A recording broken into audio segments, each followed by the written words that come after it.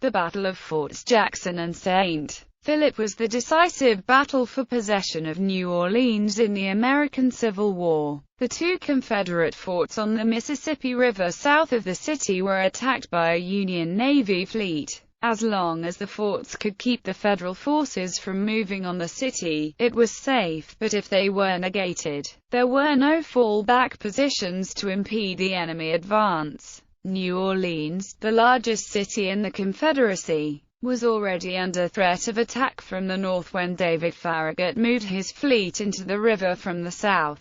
The Confederate Navy had already driven off the Union blockade fleet in the Battle of the Head of Passes the previous October. Although the menace from upriver was geographically more remote than that from the Gulf of Mexico, a series of losses in Kentucky and Tennessee had forced the War and Navy departments in Richmond to strip the region of much of its defenses. Men and equipment had been withdrawn from the local defenses, so that by mid-April almost nothing remained to the south except the two forts and an assortment of gunboats of questionable worth. Without reducing the pressure from the north, President Abraham Lincoln set in motion a combined Army-Navy operation to attack from the south. The Union Army offered 18,000 soldiers, led by the political general Benjamin F. Butler. The Navy contributed a large fraction of its West Gulf blockading squadron, which was commanded by Flag Officer David G. Farragut. The squadron was augmented by a semi-autonomous flotilla of mortar schooners and their support vessels under Commander David Dixon Porter. The expedition assembled at Ship Island in the Gulf. Once they were ready, the naval contingent moved its ships into the river, an operation that was completed on April 14.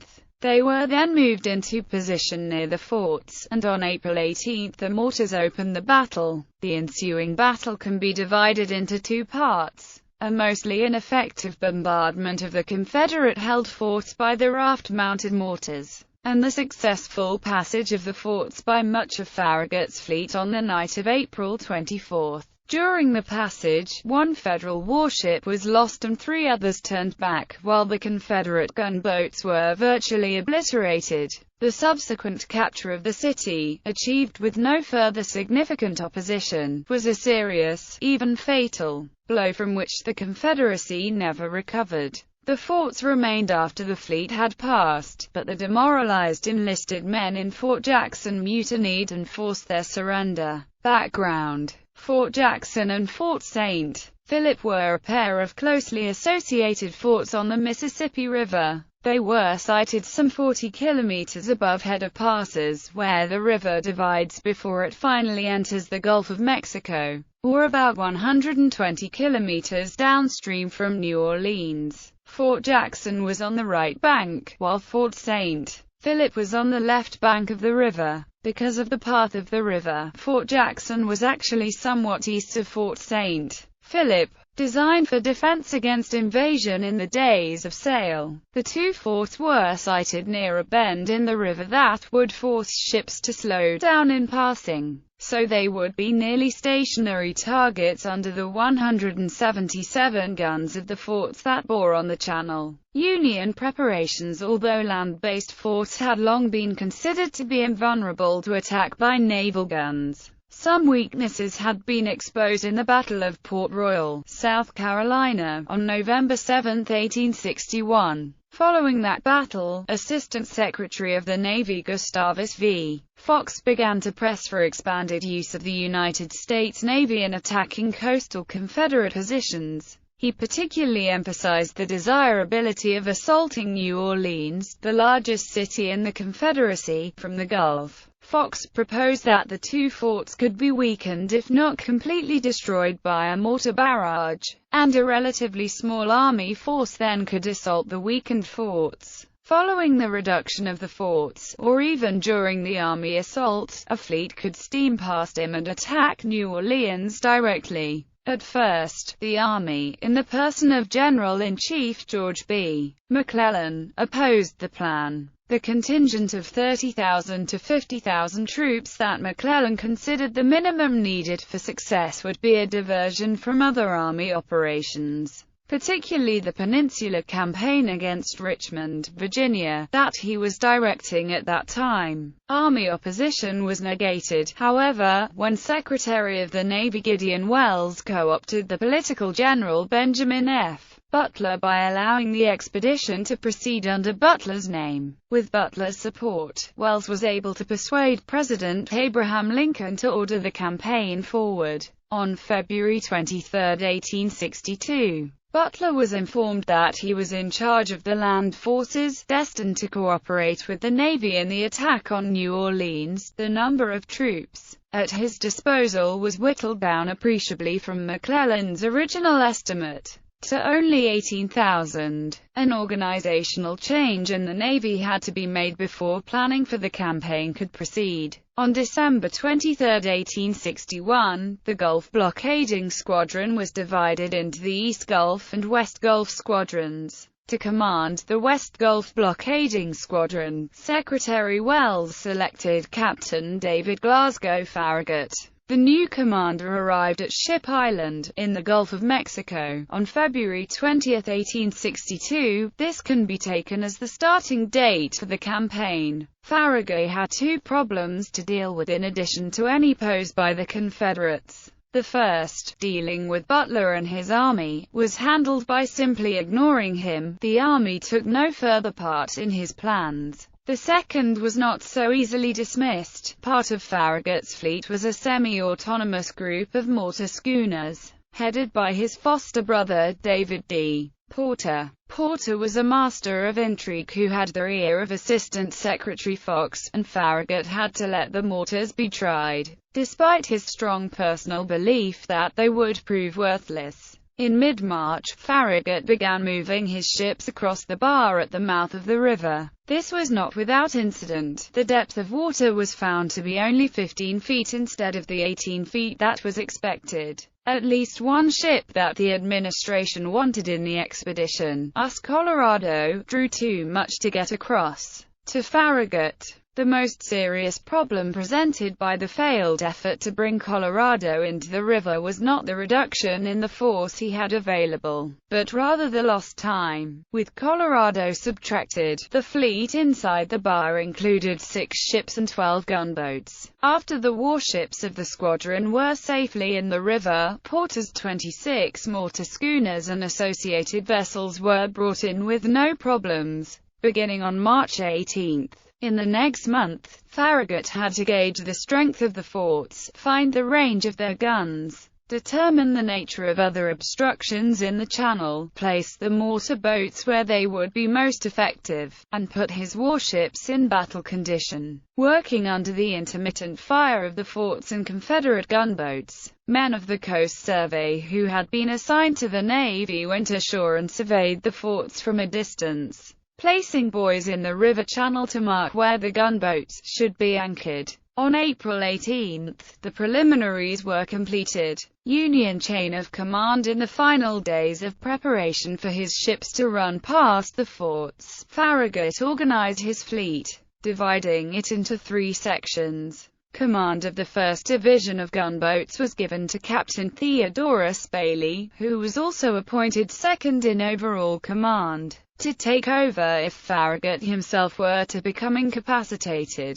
Command of the 2nd Division of gunboats was given to Captain Henry H. Bell. Farragut retained divisional command of the ships for himself. Confederate preparations from the beginning. Plans of the Confederate War Department in Richmond for defense of New Orleans were distorted by the belief that the primary threat to the city came from the north. Reflecting that belief, much of the material intended to protect the city was sent to strong points on the Mississippi, such as Island No. 10, Fort Pillow, and Memphis. The immediate vicinity of the city was actually weakened as guns were withdrawn for use in distant campaigns, as for example that leading to the Battle of Shiloh. The region was also stripped of men of military age. Confederate Major General Mansfield Lovell, commander of Department No. 1, put much more credence in the build-up in the Gulf than did his distant superiors. Flag Officer George N. Hollins, CSN, in charge of the Confederate naval forces on the Mississippi at the time, personally agreed with Lovell, but his orders did not permit him to act on his beliefs. Fort Jackson and Fort St. Philip were under the local command of Brigadier General Johnson K. Duncan. The average quality of the soldiers in the garrison was probably not as high as Lovell and Duncan would have liked. The most militant had been drawn off for other fields, leaving the irresolute and the unfit. Because New Orleans was something of an international city, the ranks contained a greater proportion of foreign-born soldiers than most units of the Confederate Army. Nevertheless, they could be expected to perform their duty, even if they would not make extraordinary exertions. The forts around the city were supplemented by 2 defensive chains stretched across the river to prevent passage. One chain was placed above the city, and had no effect on the battle. The other was placed just below the forts, where enemy vessels trying to break it would come under their fire. This barrier was much more important than its counterpart, originally put in place soon after Lovell took command of the department. It broke under the weight of debris washed down the river in the spring floods. It was repaired, but Lovell did not consider the replacement as good as the original. Additional defense was provided by several ships and boats that were grouped into 3 separate organizations, with no common command. The largest of these was a contingent of the Confederate States Navy. 3 ironclads, CSS Manassas, Louisiana, and Mississippi, 2 more traditional warships, converted from merchantmen, CSS McRae and Jackson, and several unarmed support craft. The state of Louisiana furnished 2 ships of the Louisiana Provisional Navy, General Quitman and Governor Moore. Last were 6 cotton-clad rams of the River Defense Fleet, nominally a part of the Confederate States Army but commanded by civilian captains and with mostly civilian crews. Warrior, Stonewall Jackson, Defiance, Resolute, General Lovell, and General Breckinridge. Also present were several tugs and unarmored harbor craft, of which 2, Belle Algerine and Mosier, must be mentioned for the parts they played in the battle. Confederate Naval Command with 3 separate organizations in the confined waters of the lower Mississippi. The fleet command situation was already bad enough,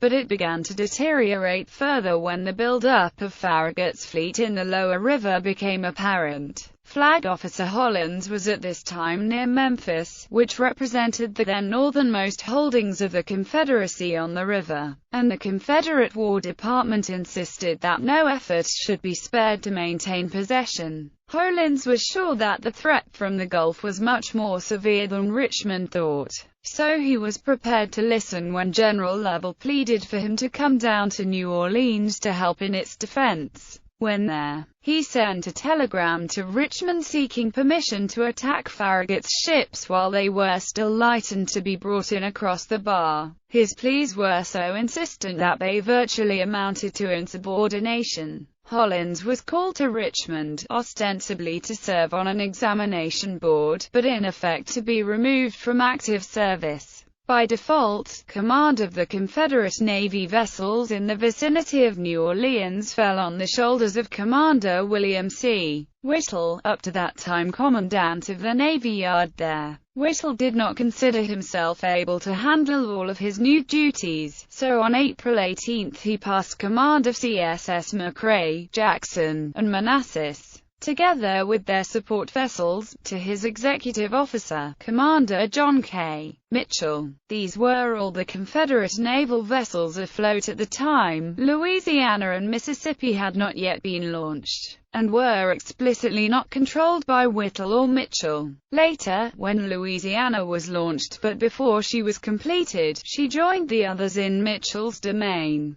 General Lovell tried to reduce command confusion by ordering that all vessels afloat should likewise take orders from Commander Mitchell. However, Captain John A. Stevenson, leading the River Defense Fleet, refused to accept Navy orders.